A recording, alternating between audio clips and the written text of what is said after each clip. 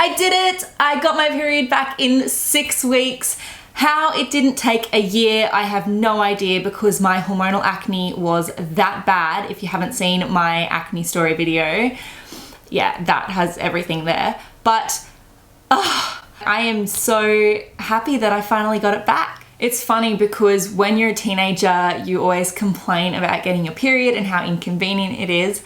But once you head towards your late 20s, you start celebrating it because you realize how much of an indicator it is of like your health and your fertility and just everything. So your body is actually designed to not let you have a baby until you're healthy enough to ensure a safe pregnancy. So whether you're trying to conceive or not, that's why your period says a lot about your health. I can help you out. I can help you out. I can help you out. So that is my first real period in 8 years. Hi guys, my name is Madison Don't and I'm a science grad, bio teacher and naturopathy student dedicated to helping others heal their acne and improve their health like I did. Today I'm going to go into why I went off the pill and my experience with getting my period back so soon while also preventing the return of my acne. Before I go into why I so desperately wanted to get off it, I first want to go into the pros of the pill because I know that a lot of women are taking it, so I don't want to be biased. So the pill is super convenient for contraception. It allows you to schedule your periods around your life and skip periods if you want to. It lets you know exactly when your period is starting so that there's no surprises. It can improve your acne, although it doesn't cure it. So if you want more information on that, then check out my last video. And it can help those diagnosed with particular conditions, so PCOS and endometriosis and things like that. Although they can be addressed naturally, I do understand that the pill is helping a lot of women. Now, I haven't always known that I've wanted to get off the pill. Before my hormonal acne breakout, I never even considered getting off it.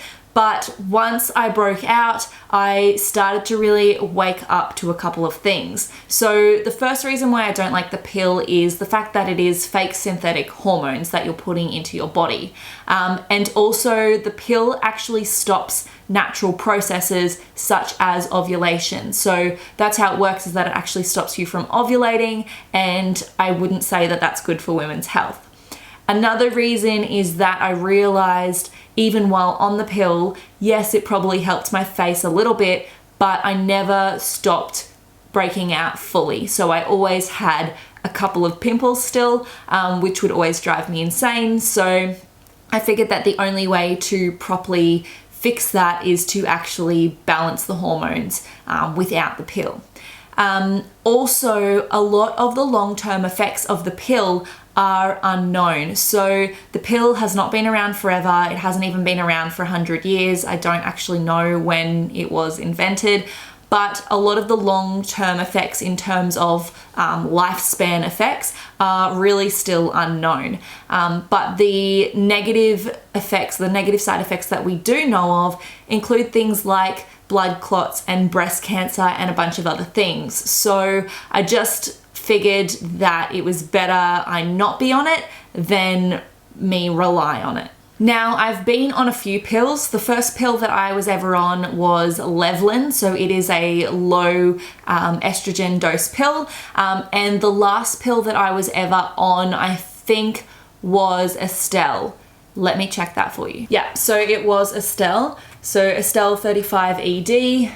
I don't know if that's focusing, but the 35 basically stands for how much of the estrogen equivalent it is. So Estelle is a high estrogen dose. So the reason I went on the pill in the first place was just for contraceptive reasons when I got my first boyfriend. And then when we broke up, I just stayed on it for convenience reasons. So like I said before, you can know when your period is coming and it keeps it nice and regular and you can skip it. There's no surprises. So that's kind of why I stayed on it. And then I'm not sure exactly when, but a couple of years after that, I started getting that one consistent cystic pimple that would drive me crazy. As I talked about in my acne story video. So that's when I kind of changed pills and moved up the ranks to the higher estrogen pills. But yeah, I went on the pill first when I was in year 12, so when I was 16, and I was on it ever since. So that's 8 years. So that means that I hadn't had a real period since I was 16, and that's just crazy. Now, my experience on the pill was pretty normal, I'd say. So aside from the cystic pimples that I would get, as I've spoken about, I got pretty bad cramps, I guess, particularly on the first day. Other than that, it was pretty normal being on the pill, I guess. Like, I haven't had any adverse reactions or anything like that.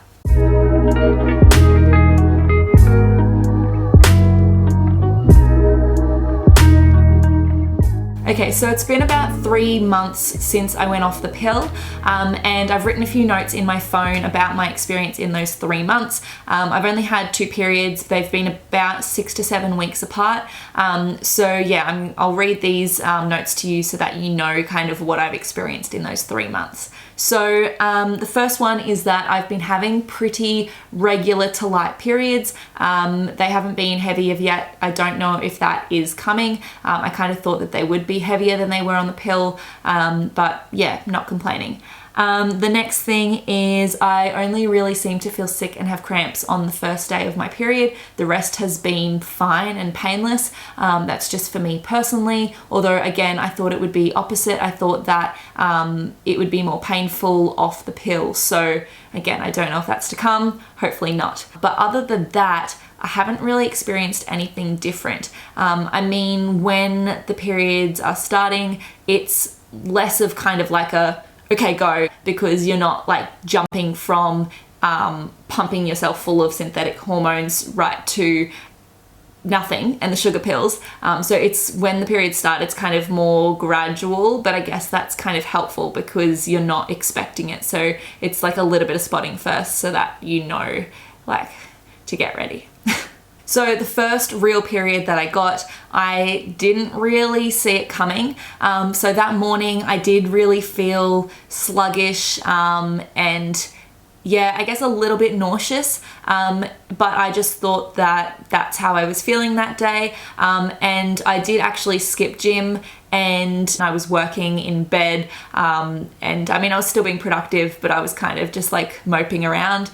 And then, yeah, in the afternoon, I got my period and I was jumping around the house, which again is so weird to get that excited about your period. But yeah, you kind of learn that it is a significant thing when you get older.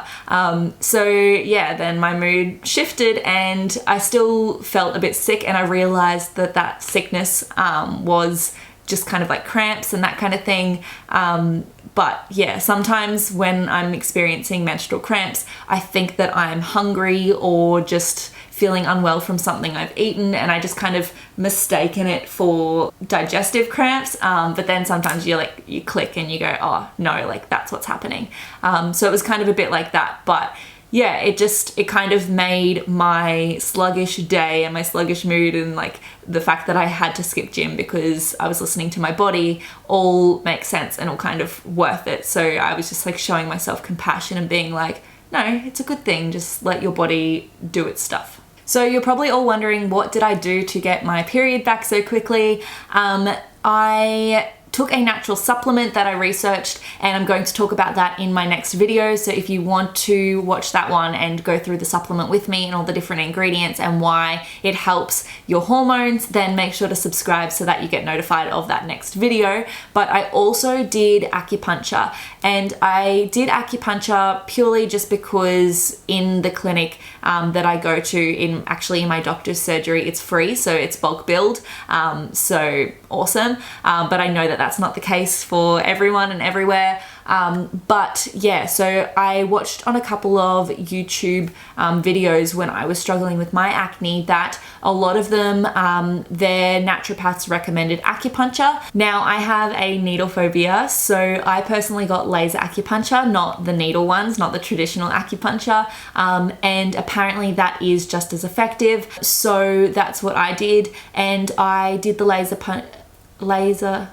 laser acupuncture once a week, every week from the moment that I went off the pill to the moment that I got my first period. I only intended to do 6 weeks because on Medicare you can only have like 6 to 8 weeks at a time. So that was kind of my plan anyway. But yeah, at the 6th week mark, I ended up getting that first period, which was awesome. Now, I did also keep up with my licorice tea that I've previously talked about in my What Hormone Causes Acne video. And yeah, licorice is said to be really good for regulating your hormones, but I'll talk about that a little bit more next week. And I also had maca powder a little bit. I didn't have a lot of smoothies with the maca powder in it because it was winter and smoothies are cold. But yeah, they are kind of the two things that I found diet-wise that can also help bring on that hormone balancing effect. How did I keep my acne away? Well, I just kept doing what was working for me. So I talk a little bit more about it in my acne story video, but basically I was just using Cetaphil moisturizer, so really simplifying my skincare, and then following it up with Biology Serum. I also have a Biology Serum review and talk about how it significantly helped my acne. And I kept on my probiotics, kept taking my supplements, and yeah, that was pretty much it. I just kept doing what was working because you're already throwing one stressor into the mix by suddenly going off the pill. I didn't want to change much else because then my body would just be like, what the hell is going on? Oh, and I did also stay dairy free. Now keep in mind, I've cleared the acne, so it was really bad, but I still get breakouts because I just went off the pill. Like, my hormones are still balancing themselves out, and I know that my root cause is hormones. So I knew that I was bound to still break out.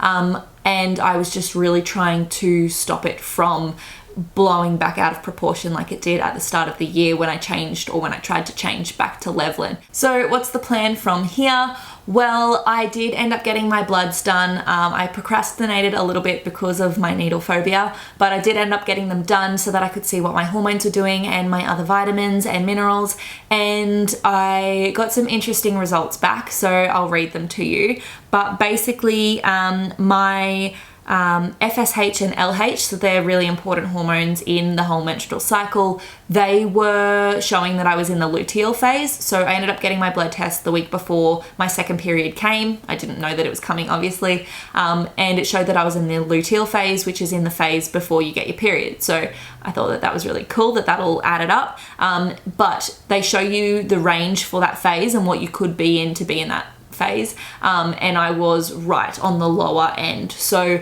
I do still want to get my bloods redone in a month or so when I'm in the middle of my cycle, when the levels are supposed to be the highest, and see like whether my levels are still low for the phase that I'm in. Another one is my DHEAS, so it's a precursor hormone for testosterone, and it can also be converted to estrogen as well. That was really high, which kind of reflects the whole breakouts and the acne and all that stuff. So, I mean, it's not ideal, but I do like when the results reflect what's happening, because then it kind of gives you answers. So I did find that that precursor for testosterone was high. Yeah, there were a few other things that the blood test showed, but I will talk about them later. But yeah, so my plan is to obviously have a follow-up blood test in the middle of my cycle and then see what my hormones measure. Obviously, saliva testing is more accurate for hormones, but the saliva testing is like $200. So unless I really need it, or unless I can get it cheaper, I think that I'm just going to wait on that for now, because my body is doing a pretty good job at regulating itself, and yeah, I'm not breaking out too bad. So I figured that I'm just going to keep with like the natural supplements and the diet, and maybe occasional acupuncture sessions, and just see how my body goes before I invest a whole bunch of money into getting things done faster. But I will make sure to keep you guys updated if anything changes or if I find anything else to be super effective. But yeah, that's it for me for now, and I will see you next week when I talk to you about the natural supplement that I took to get my period back so quickly. I can help you out. I can help you out. I can